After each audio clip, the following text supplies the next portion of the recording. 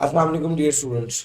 Past paper session chapter number है आपका 10, income from other source का पास्ट पेपर सेशन है। सर, पास्ट पेपर्स के क्वेश्चंस करते हैं। 1 जुलाई 2006 को दाऊद और दीवान ने जॉइंटली परचेज किया था बेंगलोर 35 मिलियन का, और 35 के हिसाब से इन्होंने पेमेंट की थी और फंड्स अरेंज किए थे। दाऊद ने ये पेमेंट करने के लिए 3 मिलियन कैश बोरो किया था शमीम से, जिसका काम है लैंडिंग, जिसका बिजनेस ही लैंडिंग का है, और उस पर उसने इंटरेस्ट एग्री किया था 20%। जैसे ही ये वाली लाइन मैंने पढ़ी, एक तो मेरे दिन में आ गई जॉइंट ऑनर, दूसरा मेरे दिन में यह है कि अच्छा, दाऊद ने कैश में जो लोन बोरो किया है बेटा, इसको तो इनकम में शामिल करके टैक्स लगाना पड़ेगा। समझाया भी था, कैश में लोन नहीं लेना।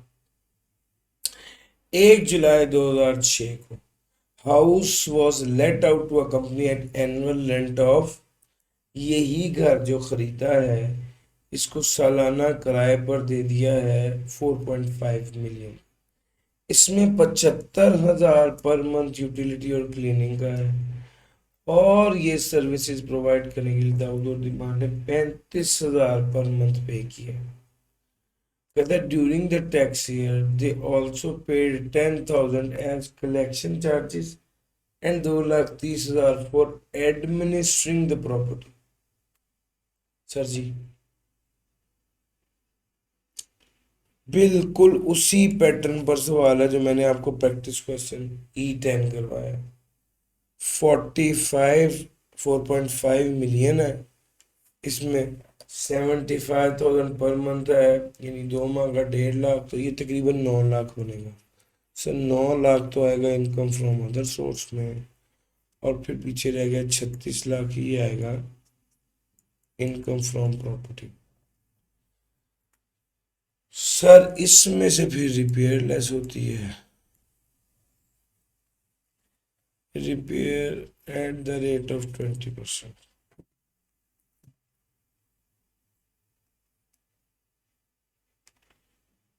सर 36 लाख का 20%।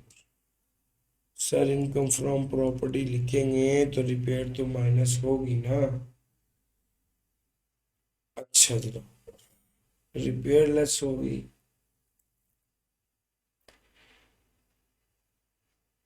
आगे जाते हैं। ये सर्विसेज प्रोवाइड करने के लिए 35,000 पर मंथ का खर्चा करना पड़ रहा था। 35 × 12, एक्सपेंस कितना हो गया?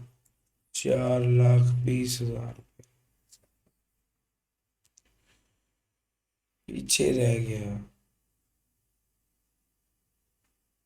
480। During the tax year, they also paid rupees 10,000 as collection charges and rupees 2,30,000 for administering the property.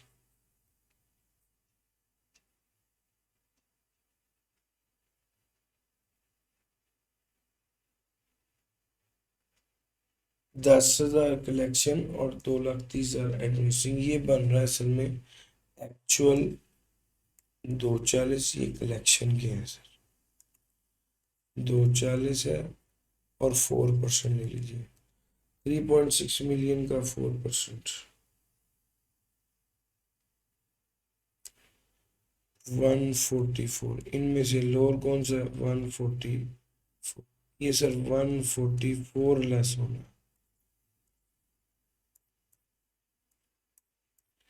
इसके अलावा तो कोई खर्चा नहीं है सर, ये लेस कर देंगे तो आ जाएगा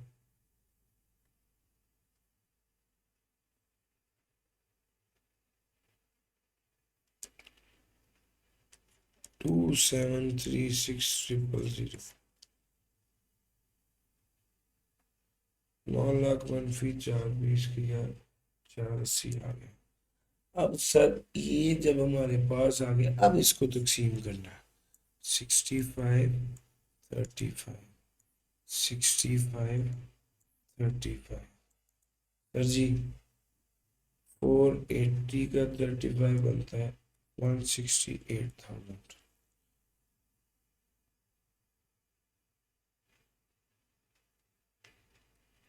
और बकाया बन गया 3,12,000 और 2,736,000 का 0.65 करेंगे तो बनेगा 1,778,400 2,736,000 का 0.35 9,576,000। सर ये चारों आ गए, अब क्या रह गया पीछे? सारा सवाल तो हल हो गया। यहाँ पर लिखते हैं सर, मैं यहीं पे ही कंप्लीट कर देता हूँ। जिसने ये बना लिया उसके लिए फिर प्रेजेंट करना तो पीनट है, उसके लिए प्रेजेंट करना क्या है? एक तरफ लिखेंगे दाऊद, एक तरफ लिखेंगे दीवान, इधर लिखेंगे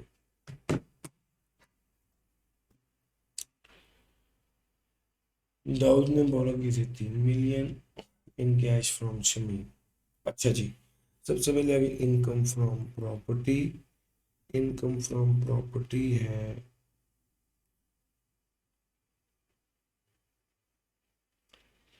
दाऊद है ना 65 रुपये, 1,778,000। इनकम फ्रॉम अदर सोर्स है ये 312। सर यहाँ पर 3 मिलियन ये भी ले लेंगे जो कि इसने कैश में लिया, और फिर 312 3,312,000। दीवान की बात करेंगे तो 9,57,000, 9,57,600, 1,68,000। इसको टोटल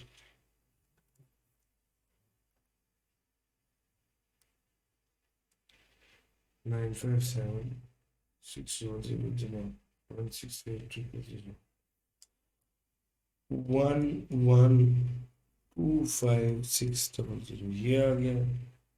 7,7,8,000 जमा 3,3,1,2,000। सर 5,5 नहीं सर 5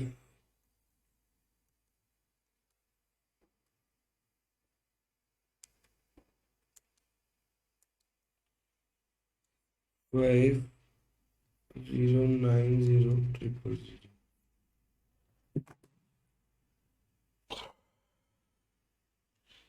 सर जी ये क्वेश्चन नंबर 1 था आपका आसान, मैंने दोबारा करवा दिया सुनन, ये आप खुद कीजिए फिर उसके बाद टैली कर लीजिए। Sir question number 2, flat uncle ने दिया। सर अगर अंकल ने गिफ्ट दिया है तो बस फिर कुछ नहीं सोचना, taxable under that income from other source. Sir ये वाला क्वेश्चन अब तक सबसे अच्छा सवाल है इनकम फ्रॉम अदर सोर्स के लिए, मैं ये वाला सवाल आपको करवाता हूँ। Farheen is a resident filer and has provided the following information to tax year 2022. She owns a bungalow situated in Multan which was given on rent to Abbas under a rental agreement of 5 years which expired on 31 March 2020. Detail of payment received as per the rent agreement is given below. Rent है, security guard की salary है, non adjustable security है, amount उसने दी। Rental agreement की expiry पर फरहीन ने refund कर दिया सिक्योरिटी डिपॉजिट अब्बास को, और ये किराया जफर मकान जफर को दे दिया सेम टर्म्स एंड। ये बड़ी अहम बात है सर, यानी सब कुछ यही। फरहीन ने 40,000 पर मंथ पर सिक्योरिटी सर्विस का अदा कर रही है। सर याद रखिएगा ये यूटिलिटी और अमेनिटी और अदर सर्विस के साथ रेंट है। रेंट उसने अलहदा बता दिया, ये इनकम फ्रॉम प्रॉपर्टी में जाएगा। सिक्योरिटी गार्ड की salary income from other source में जाएगी। नॉन एडजस्टेबल सिक्योरिटी है, ये तो जाती है इनकम फ्रॉम प्रॉपर्टी में। आगे आइए, she own the residential plot in Karachi 1 मार्च 2020 को she decided to sell the plot to Marine for 2.2 million and received a deposit of 220,000 on 1 June 2020. She forfeited the deposit on the refusal of Marine to purchase the plot. Sir forfeited deposit है।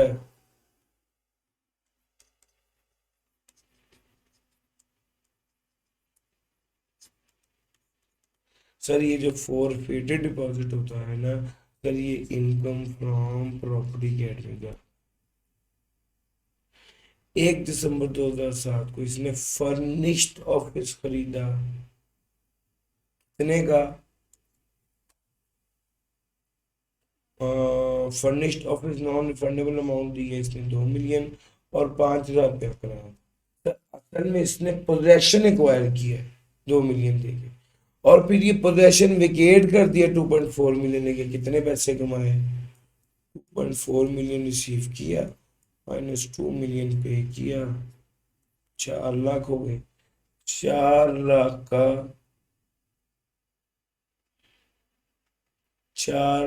का 10% बना 40,000। Sir ये income from other source में जाना चाहिए। 1 अक्टूबर 2019 को she inherited a factory with plant and machinery from her father and let it out on December 1, 2019। Monthly rent कितना है? 5 लाख का मंथली रेंट है। सर जी आपको विरासत में मिला था 1 दिसंबर को, 1 दिसंबर, जनवरी, फरवरी, मार्च, अप्रैल, मई, जून, 7 महीने बंद है। मल्टीप्लाई बाय 7 करेंगे तो ये 3.5 मिलियन जो है वो आ जाएगा इनकम फ्रॉम। 3.5 मिलियन आ जाएगा, इसमें आप ये बात करेंगे कि ये इनकम फ्रॉम अदर सोर्स में जाएगा। ये भी इनकम फ्रॉम अदर सोर्स की एडजस्टमेंट होगी। लीगल एंड प्रोफेशनल चार्जेस हैं 40,000। सर दो एग्रीमेंट हुए हैं, एक ये वाला और एक एग्रीमेंट हुआ है ये वाला जो जफर के साथ हुआ है। तो भाई दो एग्रीमेंट्स हुए हैं 40,000 रुपये के। आपको बताता चलूं, अगर ये इनकम फ्रॉम प्रॉपर्टी का है तो इसमें जो लीगल चार्जेस हैं फॉर एग्रीमेंट के ये माइनस नहीं होंगे, और अगर यहाँ पर ये लीगल चार्जेस हैं इनकम फ्रॉम अदर सोर्स में तो ये माइनस करने की इजाजत होगी। दो एग्रीमेंट थे, उसने लिखा है रेंटल एग्रीमेंट जो है इसका माइनस करेंगे, अदर सोर्स में प्रॉपर्टी में से माइनस नहीं करेंगे। इसका रिफंड इसको मिला है 1,80,000, बनता था 1.5 lakh. Additional payment on delayed refund कितनी मिली है? 3 लाख रुपए। ये टैक्सेबल होगी under that income from other.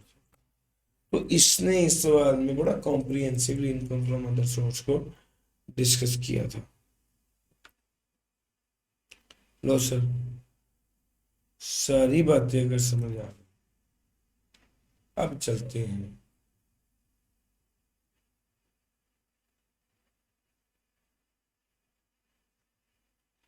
इस सवाल को हल करने की तरफ। एक तरफ लिख लीजिए इनकम फ्रॉम, अच्छा ये नाम क्या है जनाब, करते हैं, नाम है फरहीन।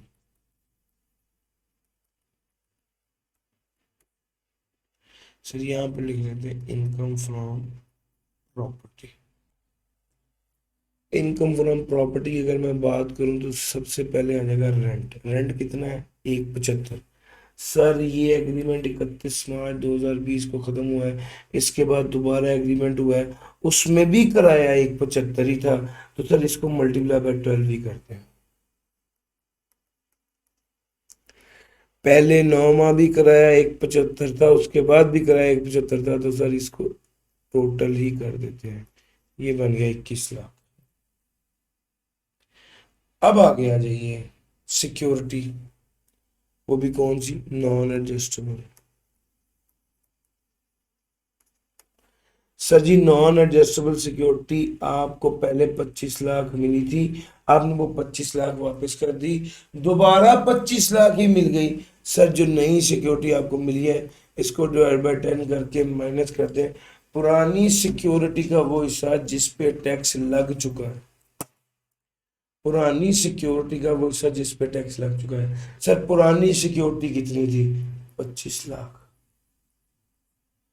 पुरानी सिक्योरिटी का वो हिस्सा जिस पे टैक्स लग चुका है, पुरानी सिक्योरिटी थी 25 लाख। इसको डिवाइड बाय, अच्छा अब ये कब वसूल की थी आपने, कितना टैक्स लग चुका है? सर जिसका कॉन्ट्रैक्ट खत्म 31 मार्च को हो रहा है, वो कॉन्ट्रैक्ट 5 साल का था, शुरू कब हुआ होगा? 1 अप्रैल 2015 में शुरू हुआ। तो भाई अगर आपने 2015 में वो सिक्योरिटी वसूल की है तो भाई डिवाइड बाय 10 करें तो ये 2.5 लाख बनता है। 2015 में वो सिक्योरिटी वसूल की है तो काउंट कर लेते हैं, 15, 16, 17, 18, 19। क्योंकि टैक्स ईयर 2020 में वो हमने वो सिक्योरिटी वापस कर दी है तो 2020 शामिल नहीं होगा। 15, 16, 17, 18, 19 ये 5 साल बनते हैं, मल्टीप्लाई बाय 5 कर देंगे, 1250000, इतना इतनी अमाउंट है जो ऑलरेडी चार्ज टू टैक्स है, ये सर लेस कर।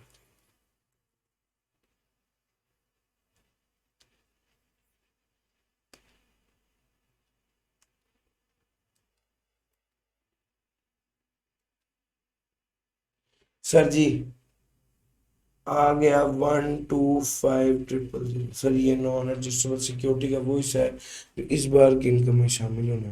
1250000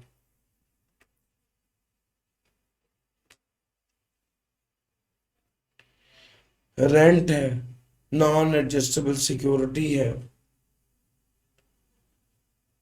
उसके बाद ये सिक्योरिटी गार्ड वाली सैलरी है ना सर, इसने यहाँ पर नहीं आना, ये अदर सोर्स में जाना। अच्छा उसके अलावा अगले पार्ट में देखते हैं सर, ये है फोरफिटेड डिपॉजिट कितना है सर? 2,20,000। फोरफिटेड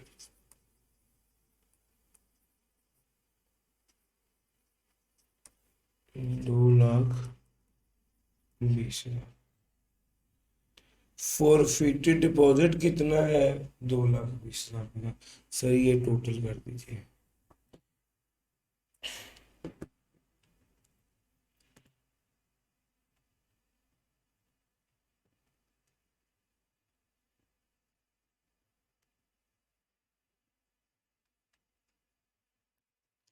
सर जी ये टोटल आ गया 2445,000।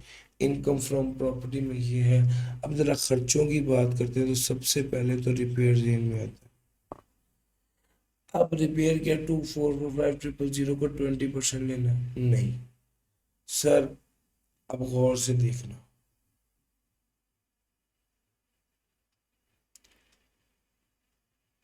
आपने प्लॉट जो है उसका फोरफिटेड डिपॉजिट है, तो अगर प्लॉट का फोरफिटेड डिपॉजिट है तो वो तो रिपेयर की कैलकुलेशन में नहीं आएगा। यानी ये सर 2445,000 माइनस 220,000, ये जो बना इसका 20%,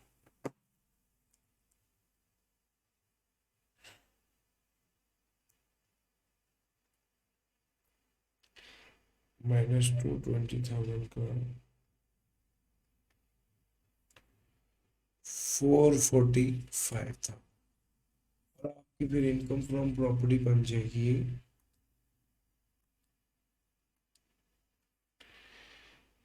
2 मिलियन।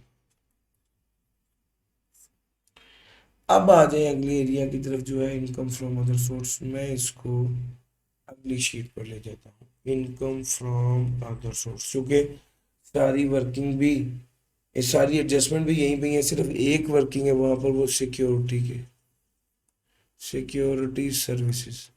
50,000 रुपये आप वसूल करें, 40,000 आप पे करें, 1 साल का अरेंजमेंट है, तो कितने पैसे कमाए? 1,20,000 का।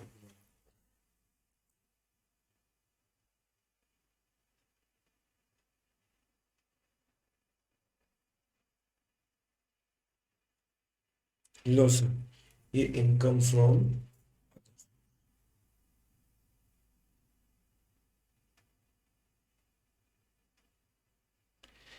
उसके बाद हमने आगे चल लिया और अगली बात जो हमने की वो है 1 दिसंबर 2017 को उसने एक्वायर किया फर्निश्ड ऑफिस, मंथली रेंट था पहुंच गया। सर याद रखिएगा, ये पोजेशन को वेकेट करने पर लिया है,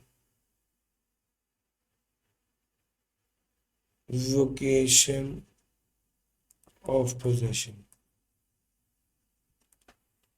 कितना sir? 2.4 million. Acquisition of possession पर कितना लिया है?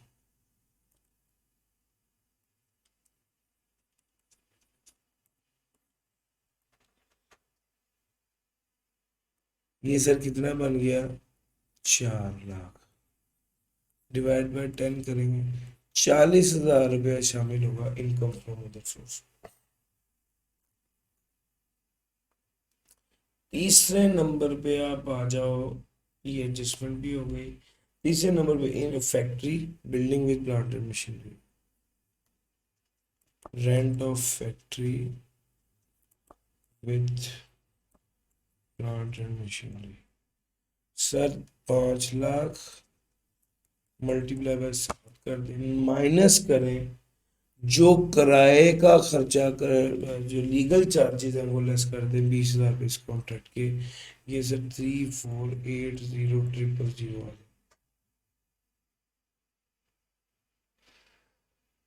फिर उसके बाद आ गया हमारा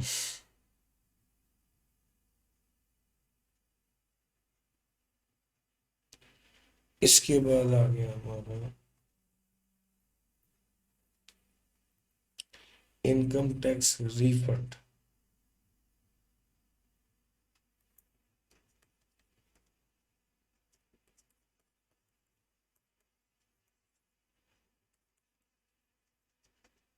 additional payment on income tax refund, ये कितना है sir? Additional payment on income tax refund है 30,000 रुपये।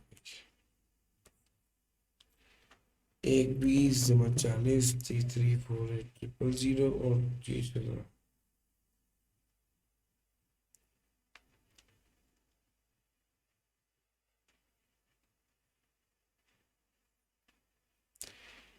367000।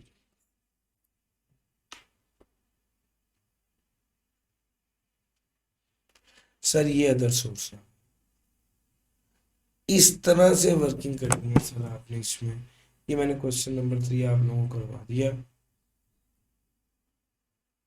बड़ी डिटेल में, ये सबसे अच्छा सवाल था सर। क्वेश्चन नंबर 4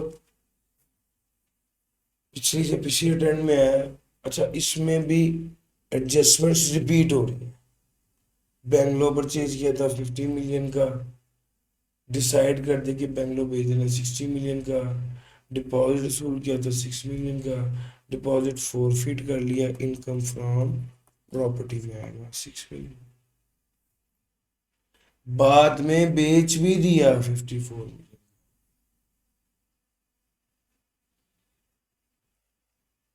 तो भाई जो बेचा 54 में से 50, वो सर 4 मिलियन होगा। आपको बताता चलो, प्रॉपर्टी बेचने से जो इनकम आती है ये कैपिटल गेन की ऐड मिल जाती है। प्रॉपर्टी बेचने के कॉन्ट्रैक्ट में जो डिपॉजिट फोरफिट किया जाए वो इनकम फ्रॉम प्रॉपर्टी में जाता है।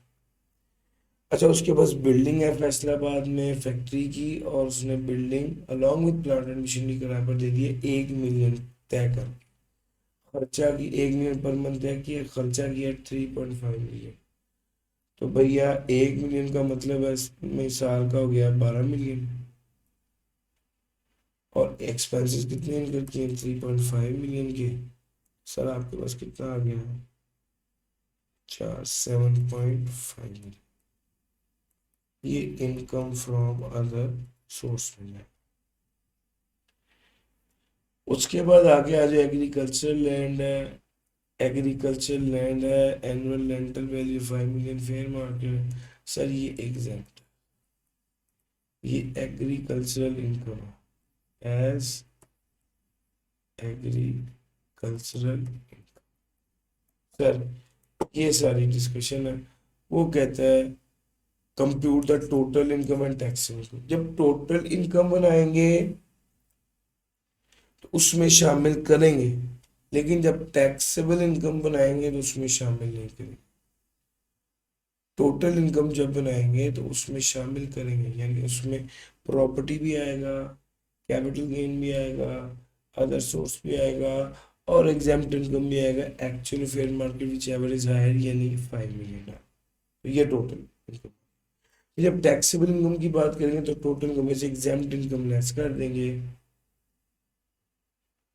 और कैपिटल गेन अभी नहीं पढ़ाया, जब आप पढ़ेंगे तो आपको पता चलेगा कि जनाब ये सेपरेट ब्लॉक आइटम होती है। इतना तो बताया हुआ है ना कि ये सेपरेट ब्लॉक आइटम होती है चैप्टर 4 में। तो सर ये एग्जाम्प्ट इनकम होने की वजह से लेस हो जाएगा, और ये सेपरेट ब्लॉक होने की वजह से लेस हो जाएगा। जो बाकी आ जाएगा वो सर आपकी टैक्सेबल इनकम होगी, और फिर उसके बाद आप लायबिलिटी कैलकुलेट करेंगे। आसान, जिसको कहते हैं ना ठंडा मीठा, वो आता है sir. Question number 4। No sir, ये हमने सारे इसके प्रैक्टिस क्वेश्चन भी करा दिए। इस वीडियो के लिए इतना ही था। थैंक यू जी, अल्लाह हाफिज़।